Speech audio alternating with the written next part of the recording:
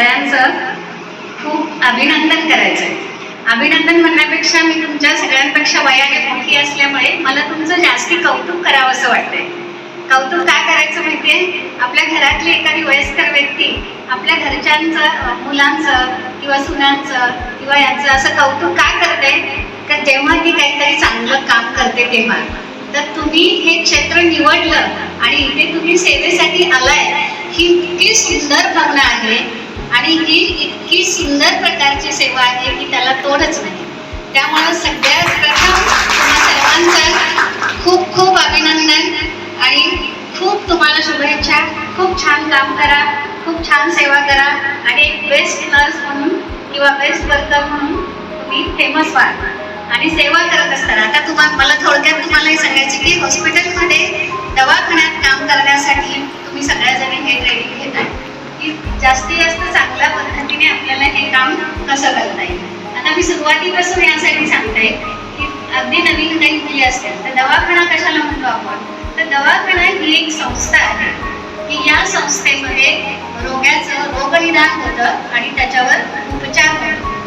संस्था का म्हणते मी? तर एखादी संस्था असते त्याच्यामध्ये बरीच लोक असतात, टीम वर्क असते. एकच डॉक्टर असेल, तोच तपासतोय, तोच इंजेक्शन देतोय, तोच एक्सरे काढते, असं कधी होईल का? नाही होणार. तर त्यासाठी जी टीम असते, एखाद्या संस्थेमध्ये खूप सारी लोक एकत्र येऊन काम करतात ना, तसं ही टीम असते आणि ते टीम वर्क आहे. तर दवाखाना कशाला म्हणतो आपण? तर ज्या संस्थेमध्ये रोगाचं निदान करून उपचार केले जातात ती संस्था म्हणजे दवाखाना. तर अशा या दवाखान्याशी तुम्ही आता तुमचे संबंध येणार आहेत आणि तुम्ही अशा ठिकाणी आता काम करणार आहात. आता उद्देश काय आहे? दवाखान्याचा उद्देश काय आहे? तर रोग्याला रोगमुक्त करणं. म्हणजे केंद्रस्थानी कोण आहे? तर रुग्ण. आता रुग्णच नसेल तर दवाखान्याचा काही अर्थ आहे? म्हणजे सगळ्यांचं लक्ष किंवा केंद्रबिंदू काय आहे? तर रुग्ण. आता रुग्ण कोणाला म्हणायचं? तर जो आजाराने पीडित आहे आणि ज्याला उपचाराची गरज आहे तो रुग्ण. दवाखाना काय तुम्हाला समजलं? रुग्ण कोणाला म्हणायचं ते तुम्हाला कळलं. आता हा संघ म्हणजे मी म्हटलं की ते बघा दवाखान्यात कोण कोण असतं? डॉक्टर असतात, सिस्टर असतात, वॉर्डबॉय असतात, साफसफाई करणाऱ्या मावश्या असतात, एक्सरे टेक्निशियन असतो, लॅब टेक्निशियन असतो. ह्या सगळ्यांचं उद्दिष्ट काय असतं? तर रोग्याला बरं करणं. म्हणजे रोग निदान करून त्याला कमीत कमी वेदना कशा कमी करता येतील आणि बरं करून त्याला घरी पाठवणं. तर हा रुग्ण जो आपल्याकडे येतो तो आपला पाहुणा आहे. पाहुणा ह्याच्यासाठी म्हणते की तो आपल्याकडे कायम राहणार नाहीये हॉस्पिटलला, हो की नाही? तो थोड्या दिवसासाठी आपल्याकडे आलेला आहे. तर त्याचा पाहुणचार करणं हे आपलं काम आहे. आपण अतिथी देवो भव म्हणतो ना आपल्या संस्कृतीमध्ये. तर त्याचा पाहुणचार करताना आपल्याकडून चुकून त्याचं मन दुखावलं जाऊ नये किंवा आपल्याकडून चुकीचं काहीतरी त्याच्याबद्दल घडू नये याची काळजी घ्यायची. आपला पाहुणा जर दुखवून बाहेर गेला तर आपल्याला बरं वाटेल का? नाही, आपली बदनामी करेल, काहीतरी सांगेल, अरे हे काय मला बरोबर नाही वाटलं हॉस्पिटल. तर सगळ्यात महत्त्वाचं हे लक्षात ठेवायचं की आपल्याकडे येणारा हा रुग्ण समाधानाने आपल्याकडून बाहेर पडला पाहिजे. आता सेवा म्हणजे काय? तर सेवा ही आपल्या भारतीय संस्कृतीमध्ये आपण महिलांनी खूप लहानपणापासून केलेली असते. सेवेमध्ये सगळ्या अख्ख्या जगाने आपल्याला एक नंबर दिलेला आहे. मग आपला मदर इंडिया पण खूप वाजलाय. आपली मातृत्व जे आहे तिथून आपण सेवेला सुरुवात करतो. बघा लहान बाळ आहे, त्याने शी केली, शू केली, आपण सगळं करतो की नाही? आपल्या घरात एखादी बाळंती नसते, आई तिला म्हणते आपण गाड्यात जाऊ नको, डोक्याला फडकं बांध, हे कर ते कर. म्हणजे आपली जी सेवा आहे ती तिथून सुरू होते. आपल्या घरात एखादा म्हातारा माणूस असेल, ते समजा बाथरूमला गेलं, त्याला नीट चालता येत नाही, तर आपण काय बोलतो की अरे सावकाश जा ना, तिथे पडशील माझी, तिथे पाणी पडलेलं आहे. म्हणजे हे जे करतो ना आपण, हा सेवेचाच भाग आहे. तर आपल्या भारतीय संस्कृतीमध्ये आपण ही सेवा अगदी आपल्या घरापासूनच शिकलेलो असतो, हो की नाही? आई मुलीसाठी करते, मुलासाठी करते, आपण घरातल्या म्हाताऱ्या माणसांची काळजी घेतो, आपण आपल्या घरातल्या आजारी माणसांची काळजी घेतो. म्हणजे सेवेला सुरुवात आपल्या संस्कृतीमध्ये, आपल्या भारतीय संस्कृतीमध्ये आपण घरापासूनच करतो. आता ही सेवा जास्तीत जास्त आपल्याला तंत्रशुद्ध आणि शास्त्रशुद्ध कशी करता आली पाहिजे यासाठी आपल्याला काय शिकायचं? तर नर्सिंग. परिचर्या म्हणजे सेवा, परिचारिका म्हणजे सिस्टर नर्स. तर ही जी सेवा तंत्रशुद्ध आणि शास्त्रशुद्ध. सेवेला पण काहीतरी जे आहे आपण घरात करतो ते चल बस भाई ते बसवली कुठे पण त्या पेशंटला कसं बसवायचं हे तंत्रशुद्ध आणि शास्त्रशुद्ध आपण कुठे शिकणार आहोत तर ट्रेनिंगमध्ये शिकणार आहोत. त्यासाठी त्या शिक्षणाची गरज. आता कळलं तुम्हाला रुग्ण म्हणजे काय, दवाखाना म्हणजे काय, सेवा कशासाठी करायची, रुग्ण आपल्याकडे कशासाठी येतो इथपर्यंत कळलं. आता ही सेवा करत असताना किंवा ह्या सेवेसाठी जेव्हा तुम्ही ऍडमिशन घेताय किंवा तुम्ही इच्छा दाखवताय की नाही मला अशी सेवा करायची आहे, मला परिचारिका व्हायचंय, मला सिस्टर व्हायचंय, मला नर्स व्हायचंय, असं जेव्हा तुम्ही म्हणता त्यावेळेला तुम्हाला एक तंत्रशुद्ध शास्त्रशुद्ध शिक्षण दिलं जातं. तर ह्या शिक्षण घेत असताना तुमच्या काही पर्सनल डेव्हलपमेंट किंवा तुमच्या तुम्ही कसे असायला हवे थोडक्यात की ही सेवा करणारी व्यक्ती कशी असावी यासाठी काही नियम घालून दिलेले आहेत नर्सिंगचे. सर हे चालणार आहे ना नर्सिंग सुरुवातीला शिकवणार आहे आणि त्याच्यानंतर मी तुम्हाला फर्स्ट एड शिकवणार आहे. तर ही सेवा करायला आलेली व्यक्ती किंवा ह्याच्यासाठी ऍडमिशन घेतलेली व्यक्ती कशी असावी त्यासाठी सुद्धा काही नियम आहेत. कशी असावी तर तिचं मेंटल आणि फिजिकल हेल्थ सुदृढ पाहिजे. म्हणजे ती मनाने आणि शरीराने सुदृढ पाहिजे. मनाने मी याच्यासाठी म्हणते की अरे बापरे एवढं ब्लड बघितलं आता मला चक्कर येऊन लागली, अरे बापरे बघून पेशंट कसा करतोय, असं नाही झालं पाहिजे. आपण त्याची सेवा करायला आलेलो आहोत, त्याची वेदना कमी करायला आलो, त्यामुळे ब्लड बघून आपल्याला चक्कर नाही आली पाहिजे. म्हणून मी म्हटलं की तुम्ही मेंटली स्ट्रॉंग पाहिजे, फिजिकली सुद्धा तुम्ही स्ट्रॉंग पाहिजे, तुमची हेल्थ चांगली पाहिजे, तुमचं हायजीन चांगलं पाहिजे. हेल्थ त्याच्यासाठी चांगली पाहिजे की तुम्हाला धावायचं आहे, पळायचं आहे, पेशंट सिरियस झाला तर तुम्हाला पटकन धावत जाऊन त्याला उचलायचं आहे, त्याला मदत करायची, त्याला ट्रीटमेंट करायची. त्यासाठी तुमचं शारीरिक तुमचं आरोग्य सुद्धा चांगलं असायला हवं, तुमचं मेंटल आरोग्य सुद्धा चांगलं असायला हवं. कळतंय ना म्हणजे काय की काय वेगळ्या शब्दात सांगायला हवं कळेल ना. नाही काही कळलं तर मध्ये विचारा. स्थिरता पाहिजे. उगीचाच अल्लडपणा दाखवून उपयोग नाही. उगीच एखादी मुलगी इकडे तिकडे धावते, तिकडे काहीतरी धावते, एखादा पेशंट तिथे झोपलाय, तो सिरियस आहे, तापाने फणफणलाय की एकदम धावत धावत तिकडे गेली, असं नाही. स्थिरता पाहिजे, मॅच्युरिटी पाहिजे, त्याने आपल्यावर विश्वास ठेवला पाहिजे. अशी आपली वृत्ती, असं आपलं वागणं, असं आपलं राहणं असायला हवं. वक्तशीरपणा पाहिजे, वेळेचं भान पाहिजे. समजा आता तुम्ही हॉस्पिटलमध्ये काम करताय आणि तुम्ही असिस्टंट आहात, एक काहीतरी सिनियर सिस्टर तिथे काम करते, त्या सिनियर सिस्टरने तुम्हाला सांगितलंय एक सलाईनची बाटली, नॉर्मल सलाईनची बाटली घेऊन ये. तर तुम्ही गेलात तिथे, रस्त्यात एक दुसरी तुमची मैत्रीण भेटली, तिच्याशी बोलत थांबलात तर ही बॉटल द्यायला तुम्हाला वेळ लागेल. म्हणजे जे मेडिसिन वेळेवर पोचायला तिथे हवं होतं ते तुमची मैत्रीण रस्त्यात दिसल्यामुळे काय झालं, तिथे उशिरा पोचलं. आणि काही क्षणांचा उशीर सुद्धा रोग्याच्या जीवाशी घातक असतं. हे वाक्य नेहमी लक्षात ठेवायचं की वेळेवर केलेले उपचार, वेळेवर केलेली ट्रीटमेंट एखाद्याचं आयुष्य वाचवू शकते. त्यामुळे आपल्या हलगर्जीपणामुळे किंवा आपल्या कुठल्या चुकीमुळे रुग्णाला त्रास झाला नाही पाहिजे, त्याच्या वेदना वाढल्या नाही पाहिजे, त्याच्या जीवाला धोका झाला नाही पाहिजे. हे मात्र कायम लक्षात ठेवायचं. म्हणून वक्तशीरपणा पाहिजे, उत्साही पाहिजे. उगीच एखादी परिचारिका एकदम फरगळलेली आहे, काय गं मला ते नाहीच आवडत, मला ते असंच नाही तसं, असं करून चालणार नाही. उत्साह पाहिजे तुमच्यामध्ये. तुम्ही सेवेला आला आहात, तुम्ही काहीतरी देताय. आपण जेव्हा काहीतरी देतो तेव्हा त्याच्या दुप्पट रीतीने आपल्याला परत मिळत असतं. जे बॉल आपण टाकतो ते परत येत असतात. आपण जी सेवा करतोय किंवा आपण जी वेदना कमी करतोय, कुठून तरी परमेश्वर त्याचं आपल्याला फळ देणार आहे आणि आपल्या वेदना मानसिक असू दे, शारीरिक असू दे, त्या कमी होणार आहेत, कमी करणार आहेत. त्यामुळे आपण नेहमी लक्षात ठेवायचं की द्यायचं आहे आपल्याला. रिटर्न काही मिळेल न मिळेल ही गोष्ट नंतर, पण आपण एकच लक्षात ठेवायचं की आपण ड्युटीवर आहोत तर आपलं काम, आपला वेळ हा फक्त पेशंट आणि पेशंटसाठीच आहे. हे नेहमी लक्षात ठेवायचं. सिंपल राहणीमान पाहिजे. उगीचाच एखाद्या सिस्टरने इकडे काहीतरी केस कापले, इकडे काहीतरी झाले, फारच भडक कपडे घातले किंवा काहीतरी इकडे कानात लावले किंवा इकडे मागे काहीतरी पिना लावले, अशा लुकमध्ये सिस्टर सहसा दिसली नाही पाहिजे. नाहीच दिसली पाहिजे. सहसा मी म्हणते नाहीच दिसली पाहिजे. ही सिंपल राहणीमान हे पेशंटला आणि सगळ्यांनाच आपली पर्सनॅलिटी वाढवते. तुम्ही बाहेर फॅशन करा, तुम्ही तरुण मुली आहात, तुम्ही काही बाहेर कशी फॅशन, पण जेव्हा तुम्ही ड्युटीवर असता तेव्हा तुम्ही नीट ड्रेसअपमध्ये, कमी मेकअपमध्ये, कमी दागिन्यांमध्ये. दागिने तर पूर्वी आमच्या काळचं जे नर्सिंग होतं त्यावेळेला दागिने हा प्रकारच नव्हता. आता मुलींना थोडंसं कानात वगैरे घालायला मला वाटतं देतात ना, माहिती नाही मला आता ट्रेनिंगचं काय आहे ते. पण शक्यतो साधं राहणं, म्हणजे सेवा करणारी व्यक्ती कशी पाहिजे. समजा सेवा करणारी व्यक्ती एकदमच हायफाय अशी मॉडर्न असली तर विचारायला पेशंटला वाटेल अरे बापरे हिला काही सांगू की नको, ही बघ कशी दिसते. पण तीच एखादी साधी आणि नम्र सिस्टर असेल तर पेशंट हळूच त्याचं दुःख तुम्हाला सांगेल. त्यामुळे साधी राहणं हे पण आपल्या व्यवसायामध्ये, सिस्टरच्या व्यवसायामध्ये अतिशय महत्त्वाचं आहे. दया पाहिजे. एखादा रुग्ण आपल्याला सांगतोय की अरे मला खूप काही होत आहे, मला खूप दुखत आहे, तर हा ठीक आहे असं म्हणून पुढे जाता कामा नाही पाहिजे. थांबून त्याला थोडंसं अंगावर हात ठेवून थांबा, मी दुसऱ्या एका सिस्टरला, सिनियरला बोलवते, मी डॉक्टरला बोलवते, तुम्ही काळजी करू नका, बरं वाटेल तुम्हाला डॉक्टर काहीतरी मेडिसिन देतील, होईल तुम्हाला बरं वाटेल. हा दयाभाव झाला. तर हा दयाभाव तुमच्यामध्ये असणं अतिशय आवश्यक आहे.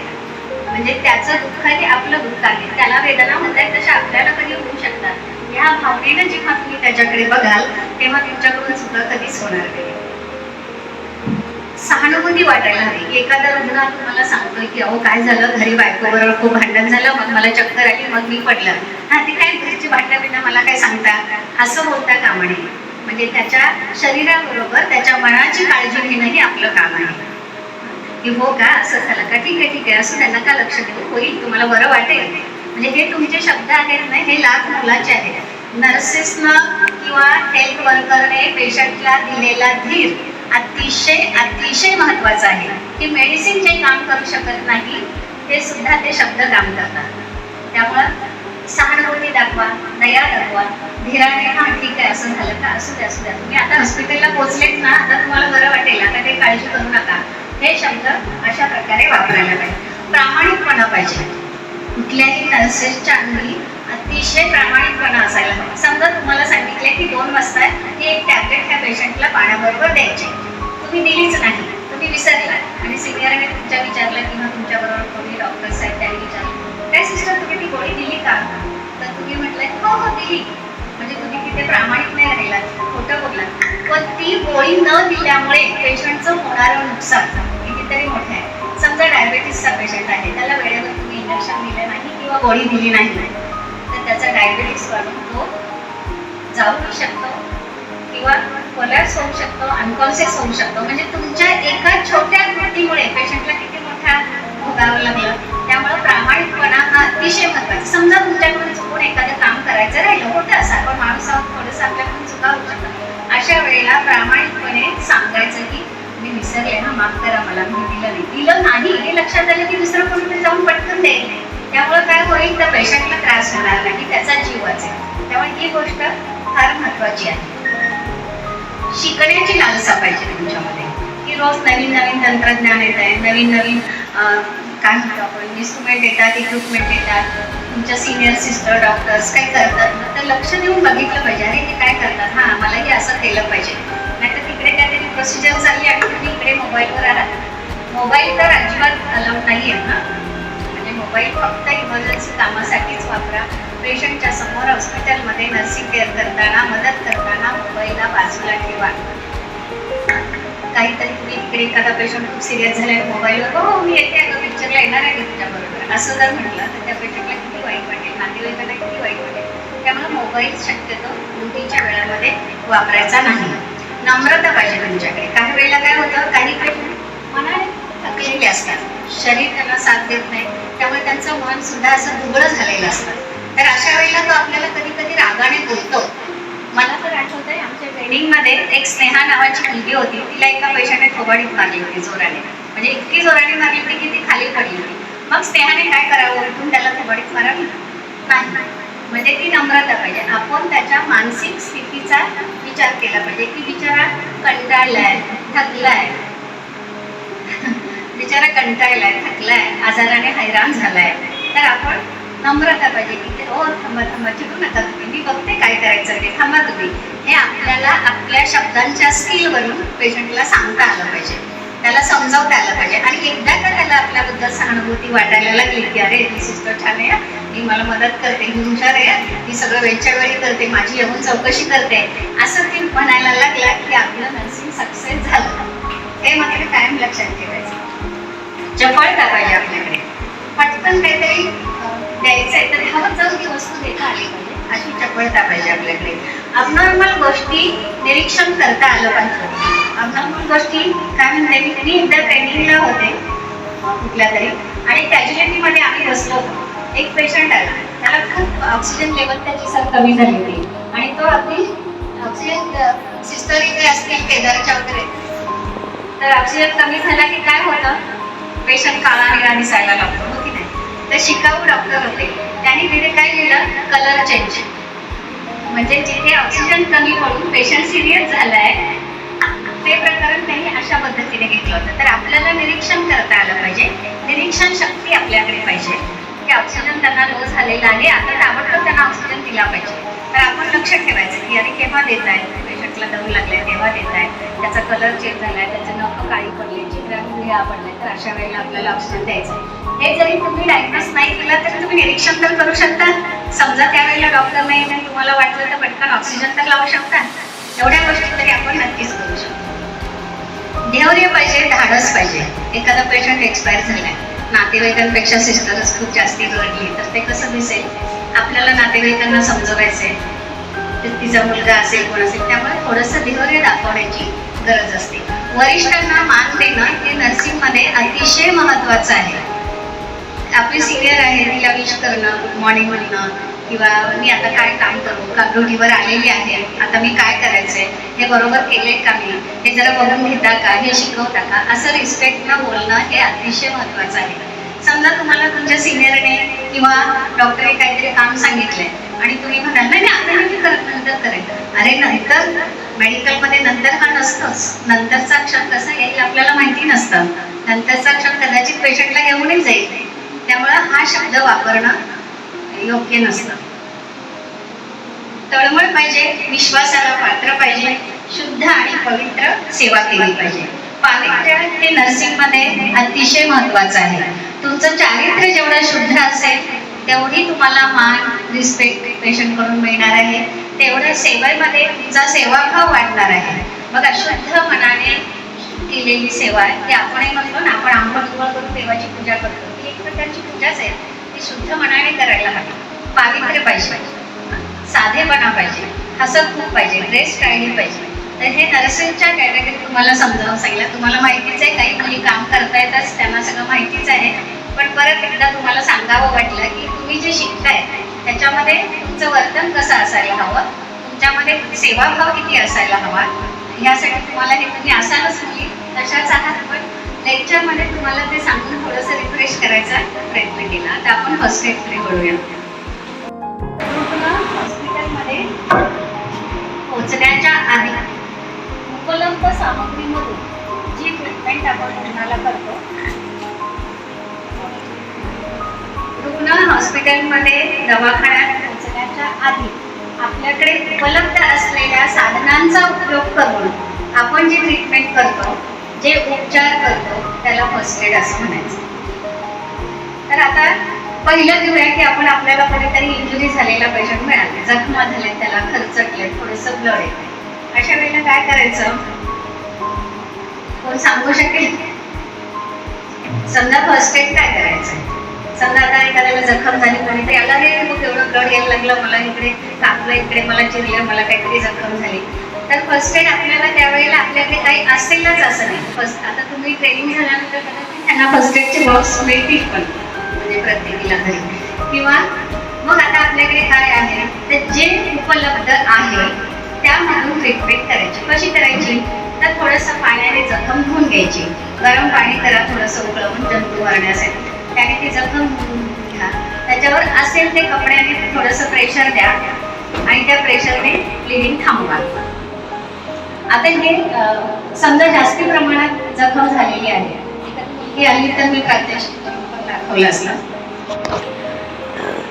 तर समजा आता कुठेतरी तुमच्याकडे जे असेल ते रुमाल असू द्या, असा लेडीजच्या पर्समध्ये असा रुमाल तर असतो, त्या रुमालाने तिथे घट्ट बांधून टाका, प्रेशर बँडेज द्या आणि त्या प्रेशर बँडेजने तुम्ही ब्लिडिंग थांबवा. आता प्रेशर मॅनेज, आता समजा तुमच्या इथे लागले, हा इथे तुम्हाला जखम झालेली आहे आणि तिने हात असा पकडला, काय होईल? गुरुत्वाकर्षणामुळे हे ब्लड जास्त येईल. मग अशा वेळेला आपण काय सांगणार की थोडंसं इलेव्हेशन द्या, थोडासा हात वरती ठेवायचा. सेम पायाच्या बाबतीत तेच आहे. पायाला जखम झालेली आहे, खाली झोपवा, पायाचा भाग उंच करा आणि प्रेशर बँडेज द्या. आता हे कसं द्यायचं? आता समजा इथे जखम झालेली आहे, त्याच्यावर स्वच्छ धुवा, त्याच्यावर कापसाचे, आता तुमच्याकडे फर्स्ट एडची जर पेटी असेल तर हे गॉस्पीस आहे. ज्या मुली हॉस्पिटलला काम करतात त्यांना माहिती आहे, ओटीमध्ये पण तुम्ही काम काही मुलींनी केलेलं आहे. केदारच्या मुली कोण आहेत?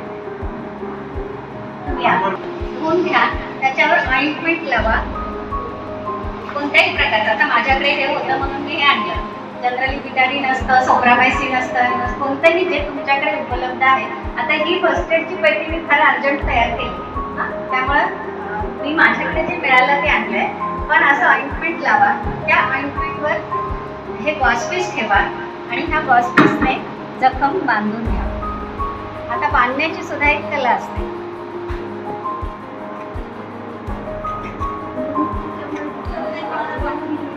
इथे लागलंय किंवा आपण तुम्हाला दिसण्यासाठी आपण आता ही जखम आपण धुतली.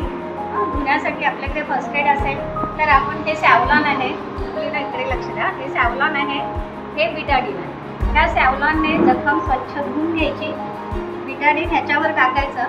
आता मी टाकत नाही आहे, तिला पेशंट नाही येते म्हणून, आणि मग त्या बिटाडीनवर तुम्ही अशी हे करायची. आता काय होतं की हा बँडेजचा जो भाग आहे, ते बँडेज आता आपण बांधणार आहोत, तर ह्याचा एवढा भाग आपण मोकळा ठेवायचा इकडे. आता हा कशासाठी ठेवलाय हे नंतर तुमच्या लक्षात येईल. आता हा जो आपण इकडे भाग मोकळा ठेवलेला होता त्याचा उपयोग काय केला तर इथे त्याला गाठ मारण्यासाठी, बरोबर. म्हणून बँडेज बांधायला सुरुवात करताना त्याचा एंडला एवढा थोडासा बँडेज आपण ठेवायचा आणि मग त्याची अशी गाठ मारून द्यायची आणि पेशंटला सांगायचं थोडासा हात वरती घेऊन. ही साधी जखम असेल, मध्ये रुमाल तर असतो, काहीच नाही मिळालं तर असा रुमाल घ्या आणि घट्ट बांधा. जेवढा तुमच्या अंगात जोर असेल, काही कपडा मिळेल तो, काही ओढणी असू द्या, काही असू द्या, ती अशी याच्यावर घट्ट बांधा आणि पेशंटला सांगा की हात असा आणि मग तुम्ही हॉस्पिटलला 108 बोलवा, कुठल्या हॉस्पिटलला पाठवा, काय करा. पण ती 108 येईपर्यंत, पेशंट हॉस्पिटलला पोहोचेपर्यंत काय केलं पाहिजे तुम्ही, तर तुमचं फर्स्ट एड तुम्ही चालू केलं पाहिजे. तर ते अशा पद्धतीने करायचं. हात उंचावर ठेवायचा, जखम स्वच्छ धुवायची, त्याला अँटीसेप्टिक लावायचं. आता मोठ्या जखमा आहेत, समजा गाडीवरून पडलाय, झाडावरून पडलाय, अशा काय होती, मोठ्या जखमा आहेत, मुक्का मार लागलेला आहे, झाडावरून पेशंट एकदम खाली पडलाय, तर अशा वेळेला त्याच्या कमरेला जखम झाली असू शकते, त्याच्या मानेला जखम असू शकते. त्यावेळेला पेशंटला फक्त तुम्ही मोकळ्या हवेमध्ये शांत झोपवा, त्याला खाली झोपून त्याचे कपडे फार एकदम वरपर्यंत बटन असेल तर ते काढा आणि थोडंसं हवेशीर ठिकाणी ठेवा. आणि पहिलं तुम्ही त्याची नाडी तपासायची, म्हणजे पल्स किती, रेस्पिरेशन, सर्क्युलेशन आहे का, ब्रीदिंग त्याचं आहे का, व्यवस्थित आहे का, एअरवे, ABC 3 गोष्टी लक्षात ठेवायच्या. काय चेक करायचं आपल्याला? चक्कर येऊन पडलेला पेशंट, बेशुद्ध झालेला पेशंट, थोडासा सेमी कॉन्सन्ट्रेटेड, अशा पेशंटमध्ये आपल्याला 3 गोष्टी लक्षात ठेवायच्या. त्या कोणत्या? ABC, एअरवे, ब्रीदिंग आणि सर्क्युलेशन. ह्या 3 गोष्टी आपण लक्षात ठेवायच्या. मग काय करायचं आपण? एअरवे म्हणजे त्याचा श्वास नीट चाललाय का बघायचा. आपण असं साधं नाकापुढे थोडासा हात म्हटला तरी आपल्याला बराच श्वास जाणवतो, हे आहे का व्यवस्थित आहे. त्याचं सर्क्युलेशन कसं बघणार होतं, समजा एखादी जखम झाली त्याला पायाच्या तिथे त्याचं निळं थोडंसं होईल किंवा आपण पाय असा उचलला त्याचा की एकदम खाली पडेल, म्हणजे याचा अर्थ तिथे सर्क्युलेशन होत नाही असं समजायचं. तर ह्या गोष्टी चेक करायच्या. आणि सगळ्यात मोठं मानेला आणि स्पाईनला इंजुरी झालेली असते, ही अतिशय डेंजर इंजुरी असते. तर त्यावेळेला 3 ठिकाणचं ब्लड ब्लिडिंग आपल्याला चेक करायचं. 3 ठिकाण ENT ब्लिडिंग आपण म्हणतो, इयर, नोज आणि थ्रोट. तोंडातून खूप रक्त येत आहे का, कानातून रक्त येत आहे का, नाकातून रक्त येत आहे का, ह्या 3 गोष्टी आपण चेक करायच्या. आणि अशी जर अवस्था असेल, अशा 3 गोष्टींपैकी एका जरी ठिकाणी जर आपल्याला ब्लिडिंग दिसलं तर तो पेशंट त्याला पाठवायचा, त्याच्यावर ट्रॅक करत बसायला वेळ घालवायचा नाही. कारण त्याला हवेशी झोपवा, त्यासाठी खाली झोपवा, त्याचं शर्टचं वरचं बटन काढून थोडंसं त्याला मोठं श्वास घेऊ दे, अशा गोष्टी करा. त्याला फर्स्ट एड देण्यामध्ये वेळ घालवायचा नाही, तो ताबडतोब हॉस्पिटलला पोहोचला पाहिजे. त्यामुळे काय म्हणजे बघा, फर्स्ट एडच्या बॉक्समध्ये मी एक डायरी ठेवलेली आहे. कशासाठी आहे तर आपले फॅमिली डॉक्टर, जवळचे डॉक्टर, सिव्हिल हॉस्पिटल असे काही महत्त्वाचे नंबर आहेत ते ह्या डायरीमध्ये नोंद असले पाहिजे. काही वेळेला खूप काहीतरी होतं, आपण सुद्धा एवढे थांबून जातो किंवा काय करावं सुचत नाही. मग आपला नंबर सुद्धा कधी आपल्या पाठ नसतो, तर काही डॉक्टरचे नंबर कुठे पाठ असणार आपल्या पटकन ह्याच्यामध्ये बघा. हल्ली याची गरज नाही लागत, तुम्ही मोबाईल वापरता. आमच्या जमान्यामध्ये तशी डायरी वापरतो. तर ते एक लक्षात ठेवायचं. ENT चेक करायचा. आता दुसरी इमर्जन्सी कुठली येऊ शकते तर चक्कर येऊन पेशंट पडू शकतो. बघा, लग्नाला कुठेतरी आपण हॉलवर गेलो, हॉटेलमध्ये गेलोय, गार्डनमध्ये गेलोय किंवा अजून कुठे गेलो तर काय होतं, बऱ्याच वेळेला हे त्याला चक्कर आली हे आपल्याला ऐकायला मिळतं. हे चक्कर येऊन तो असा खाली बसतो किंवा काही वेळेला खाली येतो. अशा वेळेला काय करायचं आपण, तर पहिली गोष्ट त्याला लेट डाऊन म्हणजे त्याला खाली झोपवा सरळ. म्हणजे तो असा जर बसलेला आहे ते पेशंट तर त्याला सरळ खाली झोपवायचं. ते काही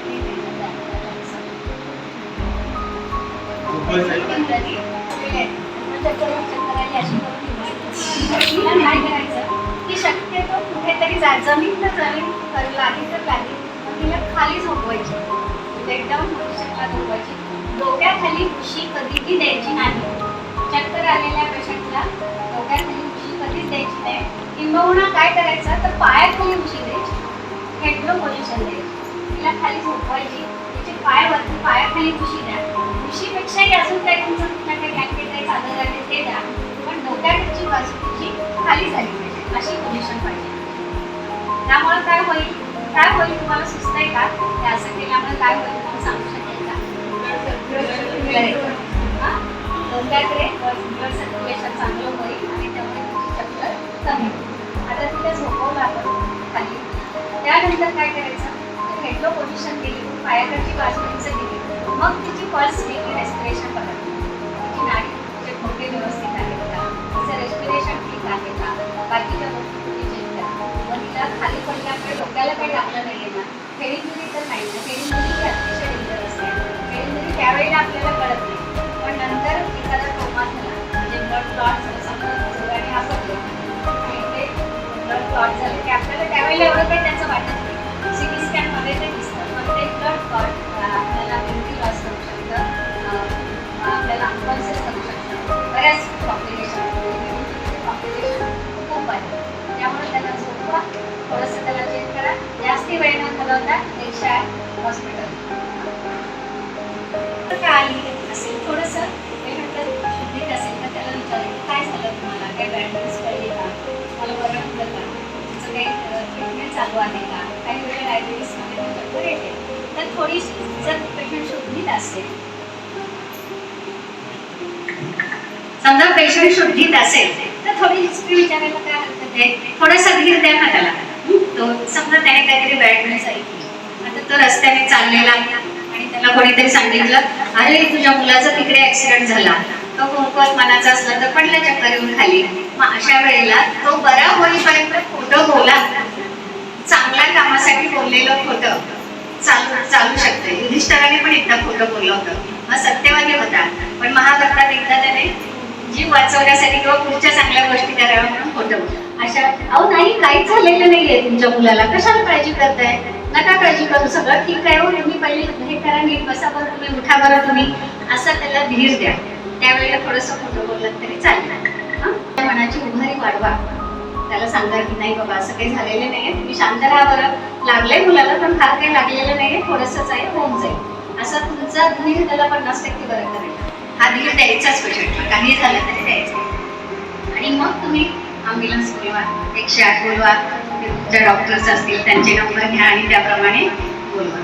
आता काय होतं की बऱ्याच वेळेला डायबिटीसमध्ये पण चक्कर येते. डायबिटीस हल्ली कॉमन झालंय, डायबिटीसचे पेशंट वाढलेले आहेत.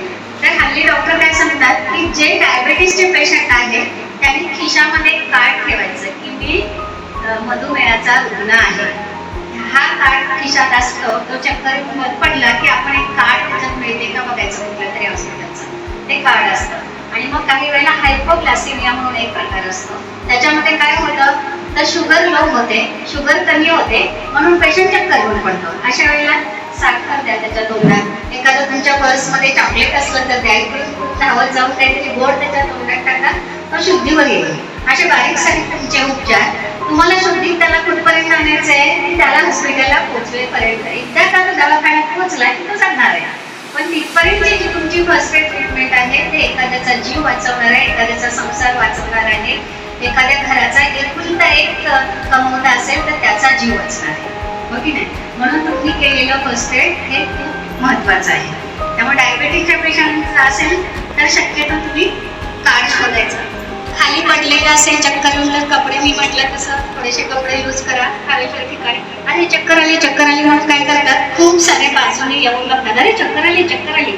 आणि मग त्या माणसांच्या सगळ्या गराड्यामध्ये त्याला हवा कमी मिळते, सगळं अडवलं जातं ना. त्यामुळे सगळी पहिली गर्दी बाजूला व्हा, त्याला मोकळ्या जागेमध्ये घ्या आणि खाली झोपा. गर्दी झाली तर आपल्याला गुदमरतं ना गर्दीमध्ये, तो तर पडलेला आहे, त्याला तर चक्कर आलेली आहे, मग त्याला किती गुदमरत असेल. त्यामुळे गर्दी बाजूला करून त्याला मोकळ्या जागेवर झोपवा, कपडे सेल करा आणि त्याला मोकळा ठेवा. ठीक आहे. हे डायबिटीसचं नाही, कुठल्याही चक्रीमध्ये हे लक्षात ठेवायचं. डायबिटीसमध्ये कार्ड चेक करा, शुगर तोंडात टाका, चॉकलेट तोंडात टाका, काही तुमच्या पर्समध्ये असेल ते करा. आता फ्रॅक्चर होतं, बऱ्याच वेळेला पेशंट पडतात आणि फ्रॅक्चर होतं. आता फ्रॅक्चर झालंय, हा पडलाय आणि ह्याला हाताला फ्रॅक्चर आहे, हे कसं ओळखायचं. असं एकदम हात आपला असं होतं आणि असे आपण पडतो. मग कुठे इथे फ्रॅक्चर होतं, इथे फ्रॅक्चर होतं. आता हे फ्रॅक्चरच आहे का हे कसं ओळखणार आपण, तर त्या जागेवर सूज येते, तिथलं हाड वेगळं झालेलं आपल्याला थोडंसं दिसेल, नाही दिसलं तरी सूज येते, लालसरपणा असतो आणि थोडंसं जरी मुवमेंट केली तरी ती खूप ओरडेल, अजिबात हात लावून देणार नाही. जखम असेल तर ती म्हणेल बांधा, बँडेज काय करायचं ते करा, फक्त जखमेवर. पण इथे जर तिला फ्रॅक्चर झालेला असेल तर तिला थोडी सुद्धा हालचाल सहन होणार नाही. तर अशा ह्या 3 गोष्टी जर आपल्याला लक्षात आल्या आणि दिसल्या तर आपण समजायचं की हे फ्रॅक्चर आहे. आता अशा वेळेला काय करायचं तर कम्फर्टेबल पोझिशन मध्ये बसवायचं. इथे फ्रॅक्चर आहे आपल्याकडे असेल, मुलींच्या पर्समध्ये कंगवा असतो ना, बहुतेक मुलींच्या असतो, मला वाटतं हल्लीच्या मुलींचा असतो, तर तो काही मिळेल ते कंगवा असू दे किंवा असं काही गुठ्ठ्या मिळाला तुम्हाला, एखादी वही मिळाली, त्याचा जाड गुठ्ठा असेल, काहीही घ्या आणि त्याला सपोर्ट करा, असं सपोर्ट करा आणि इथे बँडेज बांधून टाका. दिसते तुम्हाला इकडून, असा सपोर्ट करायचा आणि बँडेज बांधायचं. आता बोटांना आपलं फ्रॅक्चर झालंय, अशा वेळेला काय करा, तुमच्याकडे काही पर्समध्ये असेल तो एवढा तुकडा घ्या, दाबून असं, त्याला स्क्रॅपिंग म्हणतात.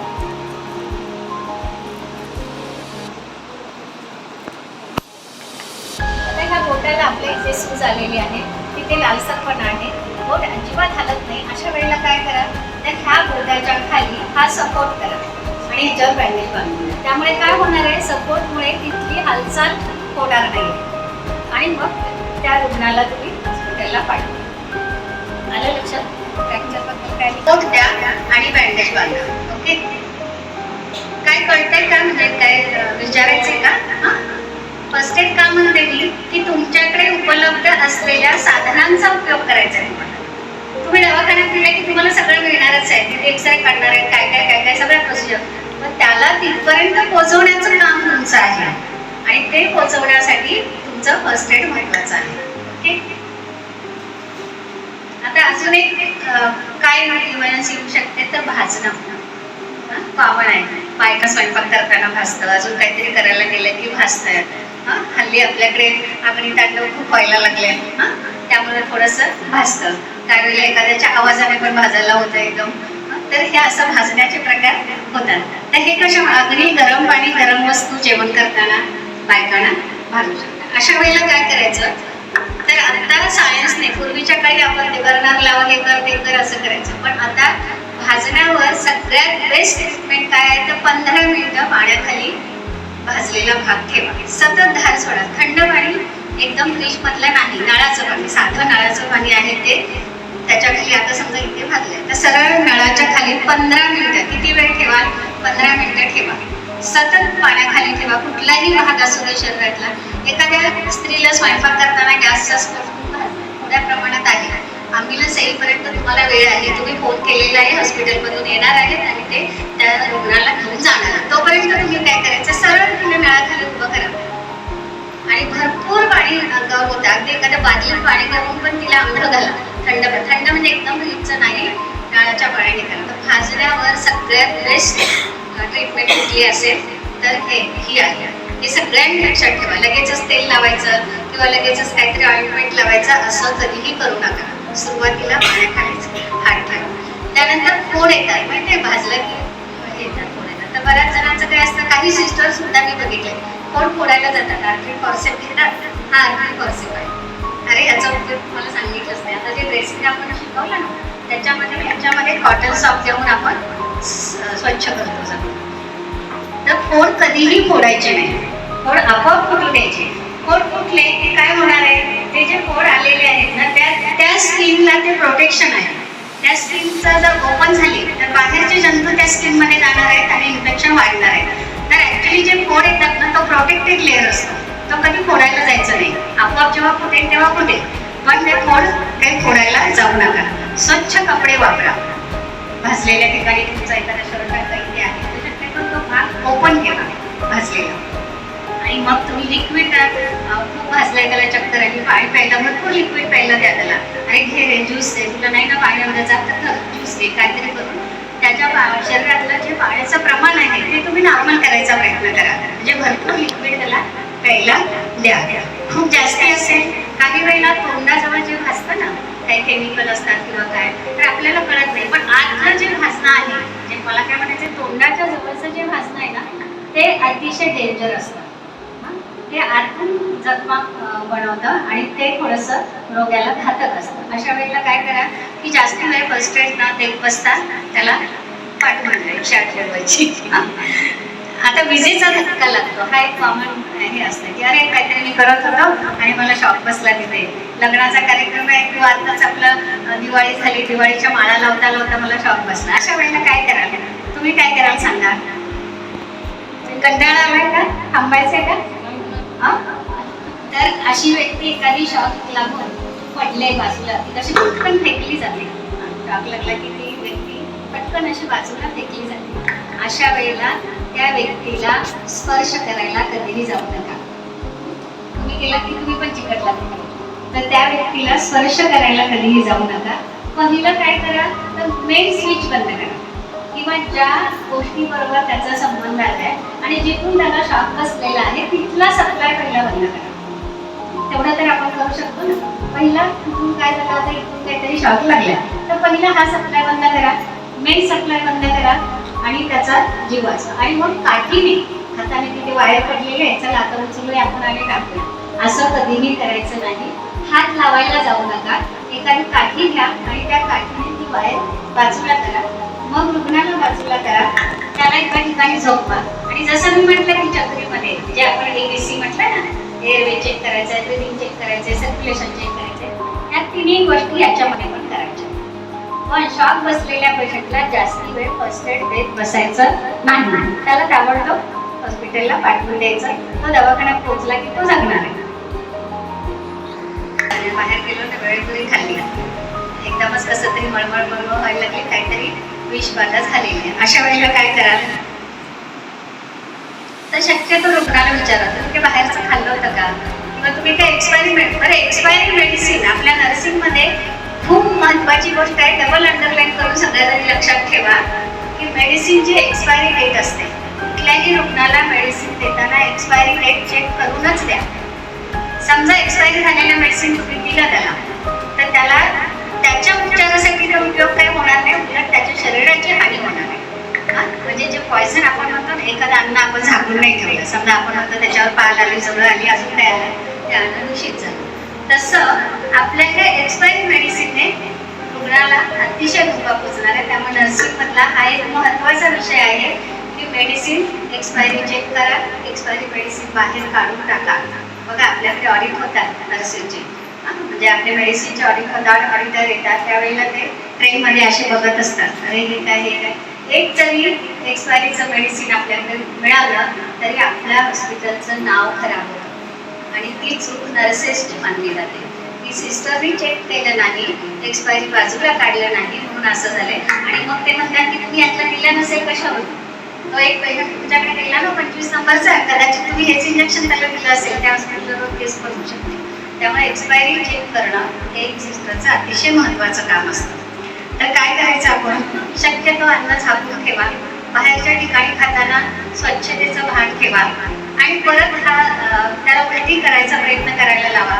तोपर्यंत ॲम्ब्युलन्स बोलवा, जवळच्या हॉस्पिटलमध्ये त्याला ॲडमिट करा आणि आधी मी सांगितलं तसं ह्याचं सुद्धा ABC चेक करा. सगळ्या ह्याच्यामध्ये तुम्हाला BP, पल्स, रेस्पिरेशन फक्त आलं पाहिजे, चेक करता आलं पाहिजे आणि ते जर नॉर्मल असेल तर हॉस्पिटलपर्यंत पेशंट पोहोचू शकतो. आणि मग अशा वेळेला आपण थोडीशी घाई करायची, अरे याची BP फार कमी होत चालले, चला जरा लवकर जा, लवकर बोलू, आम्हाला परत फोन करा, अरे आपली अजून गाडी तुमची येते की नाही लवकर, आम्हाला पोचवायचे पेशंटला इकडे, डॉक्टर आहेत का, सिस्टर आहेत का, जरा कॅज्युलिटीमध्ये तयारी करून ठेवा, आम्ही पेशंट पाठवत आहे. अशी पूर्वसूचना दिली की त्या हॉस्पिटलच्या सिस्टर त्या हॉस्पिटलचे वर्कर तयारी करतात. बघा आमच्याकडे सर खूप अशा इमर्जन्सी येतात, तर आमच्या कॅज्युलिटीमध्ये एक फोन येतो की पेशंट आणतोय आमच्या आम्ही एक रूम अशी तयारच करून ठेवलेली असते की कितीही सिरियस, किती इंजुरीवाला पेशंट येऊ दे, तिथे आम्ही घेऊन त्याला ट्रीट करतो. पण त्यावेळेला आमची ट्रॉली सुद्धा गेटच्या तिथे असते की पेशंट गेटपासून आतमध्ये घ्यायला सुद्धा उशीर लागायला नको म्हणून आमचा वॉर्डबॉय तिथे ट्रॉली घेऊन सुद्धा उभा असतो. म्हणजे ताबडतोब त्या ट्रॉलीवर हे करणार. एका ठिकाणी आमचे ॲम्ब्युलन्स ड्रायव्हर आहेत, त्या ॲम्ब्युलन्समध्ये बसूनच राहतात, जातो मी पटकन घेऊन येतो, किंवा त्याला जर कुठे CT स्कॅनला न्यायचं तर तो अगदी स्टेरिंग हातात घेऊन पण तयार राहणार. म्हणजे अशी इमर्जन्सी आपण आधी कळवल्यामुळे हॉस्पिटल तयार राहतं. त्यामुळे आपलं कळवणं हे काम आहे. कितपत इमर्जन्सी आहे, पेशंट सिरियस आहे ना, सिरियस पेशंट तुमच्याकडे पाठवा हे आपल्याला सांगता आलं पाहिजे. ओके. बऱ्याच वेळेला शेतकऱ्याचं पण होतं, आता धुळे वेळ त्या साईडला पण खूप उन्हाळा असतात, चक्कर पडतात. तर अशा वेळेला काय करायचं, आता सनस्ट्रोकमध्ये आपण फार काही करू शकत नाही, जसं चक्करच्या पेशंटला करतो तसंच ABC चेक करायचं, मोकळे हवेत त्याला ठेवायचं, कपडे थोडेसे लूज करा, हवेशीर ठिकाणी ठेवा, त्याला पाणी प्यायला द्या, सरबत द्या, लिक्विड द्या. पण होऊ नये म्हणून काय करायचं, फर्स्ट एड शिकतोय ना आपण, झाल्यावर बरा करण्यापेक्षा तो होऊ नये म्हणून काळजी घेणं जास्ती महत्वाचं आहे. तर आपण फर्स्ट एड शिकतोय, तर आता सनस्ट्रोक होऊ नये म्हणून काय करायचं, तर स्कार्फ बांधा. तुम्ही मुली पण आहात गाडीवर येता जाता बांधता ना, तसं स्कार्फ बांधा, गॉगल लावा, डायरेक्ट सन आपल्या सूर्यप्रकाश आपल्या शरीरावर पडणार नाही याची काळजी घ्या. हल्ली काय ते केमिकल मुलींचे आले सनस्क्रीन वगैरे ते लावा, काही हरकत नाही. काही चांगल्या प्रतीचे केमिकलचा चांगला उपयोग होतो, म्हणजे सगळ्याचेच काही वाईट इफेक्ट असतात असं काही नाही. सनस्क्रीन लावा, डोक्याला स्कार्फ बांधा, गॉगल लावा, पाणी भरपूर प्या, ज्यूस प्या आणि हिरव्या पालेभाज्या जास्तीत जास्त खा. जेव्हा उन्हाळा असतो, खूप ऊन लागतं, त्यावेळेला हिरव्या पालेभाज्या जास्ती खा की जेणेकरून तुमच्या शरीरामध्ये लिक्विड जास्तीत जास्त वाढलेलं असेल की त्या सनस्ट्रोकचा तुम्हाला जास्ती त्रास होणार नाही. अशा पद्धतीने काळजी घ्या. दिवसातून उन्हाळ्यामध्ये दिवसातून कमीत कमी 3 ते 4 वेळा थंड पाण्याने, थंड म्हणजे मी फ्रीजच्या म्हणत नाही, साध्या नळाच्या पाण्याने 3 ते 4 वेळा हातपाय स्वच्छ करा. त्या थंड पाण्याचा स्पर्श तुमच्या स्किनला होऊ द्या, त्यामुळे सुद्धा तुमचा सनस्ट्रोक आहे किंवा सनबर्न आहे किंवा सूर्याच्या उन्हामुळे जो काही तुम्हाला त्रास होणार आहे तो होणार नाही. ह्या साध्या साध्या गोष्टी आपण करू शकतो ना सनस्ट्रोक म्हणून. आता स्वयंपाक करताना काही वेळेला काय होतं, आपण फोडणी देतो. स्वयंपाक करणाऱ्या महिलांचा वर्ग जास्ती आहे, सांगतो की फोडणी देतो ना आपण, कढीपत्ता टाकला, जिरे टाकले, राई टाकले की काय होतं, त्या तेलामध्येच एकदम असं अगदी हे होतं. मग आपण होतं की अरे फोडणी करपली, एकदमच भडका झाला. अशा वेळेला काय कराल, कोणाला काय सुचतंय सांगायला, काय कराल अशा वेळेला, अजिबात जाऊ नका. तर काय कराल, त्याच्यावर त्या पातेल्यावर त्या कढईवर जे काही करतात त्याच्या सरळ एक झाकण टाकून द्या, लगेच पापडी विजेल. आता गॅस लिकेज आहे, आपल्याला कळलं की बाबा गॅस लिकेज आहे, आता गॅसमुळे काहीतरी होते, तर अशा वेळेला रेग्युलेटर बंद करा. स्वयंपाक झाल्यावर रेग्युलेटर बंदच करा. रात्री झोपतानाही रेग्युलेटर बंद करा. गॅस लीक होतोय असं वाटलं तर सरळ गॅस सिलेंडर बाहेर काढून आपल्या जागेमध्ये ठेवून द्या. म्हणजे हे घरात मध्ये जी इमर्जन्सी येऊ शकते ते तुम्हाला सांगते. आता अजून एक कॉमन आपण फर्स्ट एड काय करू शकतो, तर ताप येतो बघा. आपल्या घरात काही माणसं, म्हातारी माणसं असतात, वयस्कर माणसं असतात, आपले आई वडील असतात, बहीण भाऊ असतात, तर ताप येणं हे कॉमन हे होऊन जातं. अरे बापरे, एवढा ताप आला, आता काय करायचं, आता काय करायचं. अरे मग एखादी आजी बोलते की अगं काहीतरी आजी आपल्याला एखादं आयुर्वेदिक काहीतरी औषध सांगते, मग दुसरं कोणीतरी वडील म्हणतात नको रे बाबा एवढा ताप आहे, चला आपण हॉस्पिटललाच घेऊन जाऊया. अशा वेळेला आपण शांतपणे फर्स्ट एड द्यायचं. काय करायचंय तर त्याला झोपवायचं पेशंटला खाली. अंगावरचे गरम कपडे पहिले काढायचे. काहीतरी खूप ब्लँकेट घेतले, तापले खूप ब्लँकेट घेतले. आता त्या ब्लँकेटमुळे काय होणार आहे तर तुमच्या शरीराचं तापमान अजून वाढणार आहे आणि 102चा ताप 104 वर जाणार. त्यामुळे काय करायचं तर गरम कपडे पहिले अंगातले बाजूला काढून ठेवा. स्वेटर काढा त्याचा. सई सुती कपडे घाला. कपडे घालण्यामध्ये वेळ घालवण्यापेक्षा त्याला थंड पाण्याने अंग पुसून घ्या. आता काही असतं, आता समजा हा नॅपकिन आहे, हा नॅपकिन सरळ तुम्ही त्याची अशी घडी करा, हा पाण्यामध्ये भिजवा आणि सरळ त्याच्या रुग्णाच्या डोक्यावर अशी पट्टी ठेवून द्या. ही पट्टी थोडीशी सुकली असं आपल्याला वाटलं की परत भिजवा, परत ती पट्टी ठेवा आणि त्या पद्धतीने त्याचं अंग पुसून घ्या.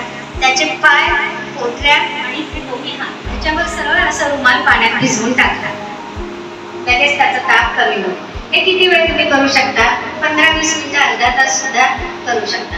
पण ताप आलाय, आता मी त्याला पुसून घेतलंय थंड पाण्याने, आता त्याचा ताप उतरलाय, आता तो छान झालाय म्हणून त्याला तसं सोडून देऊ नका. त्याला दुसऱ्या दिवशी किंवा त्याच दिवशी हॉस्पिटलला न्या. तापाचं कारण शोधून काढा. कारण हल्ली वेगळ्या कोरोनापासून आपण खूप घाबरलेलो आहोत. तापाची कारणं आपल्याला शोधावी लागत आहेत. डेंग्यू आहे, मलेरिया आहे, कोरोना आता नवीन आपल्याला त्रास द्यायला आलेला आहे, हो की नाही? तर तापाचं कारण शोधून काढण्यासाठी एकदा त्याला हॉस्पिटलला नेऊन टाका. तापासाठी ट्रीटमेंट झाली. आता तुमचे काही प्रश्न आहेत, तुम्हाला काय विचारायचे का?